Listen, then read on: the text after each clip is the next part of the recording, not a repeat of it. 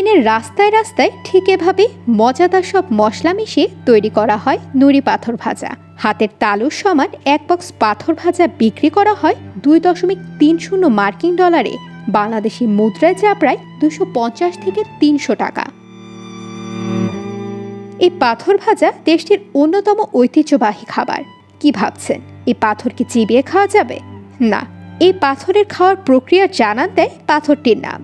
খাবারটি আঞ্চলিকভাবে সুওডিও নামে পরিচিত, যার অর্থ চোষা ও ফেলে দেওয়া।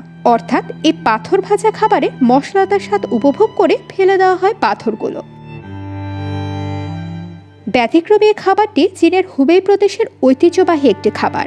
চলুন জেনে নেওয়া যাক কিভাবে তৈরি করবেন এই ভিন্নধর্মী রেসিপি। মরিচ দিয়ে প্রথমে তেলে ভালোভাবে ভাজতে হবে পাথরগুলো। পরবর্তীতে ক্যাপসিকাম, রসুনের কোয়া ও অন্যান্য হার্বস মিশিয়ে নিতে হবে ভালোমতো। শেষ ধাপে পরিবেশনের সময় পুনরায় মরিচের তেল বা সস ঢেলে দিতে হবে পাথরগুলোর উপরে। ব্যাস, তৈরি হয়ে যাবে চায়নার এই মজাদার স্ট্রিট ফুড।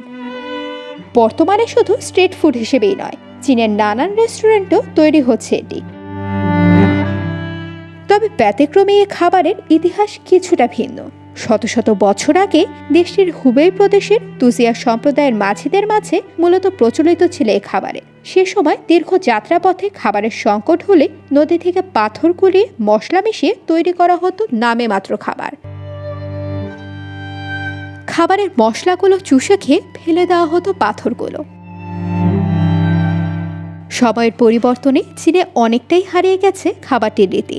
তবে সম্প্রতি সামাজিক যোগাযোগ মাধ্যমের কল্যাণে সুওডিও কিংবা নুড়ি পাথর ভাজা আবারও জনপ্রিয় পাচ্ছে দেশ বিদেশে।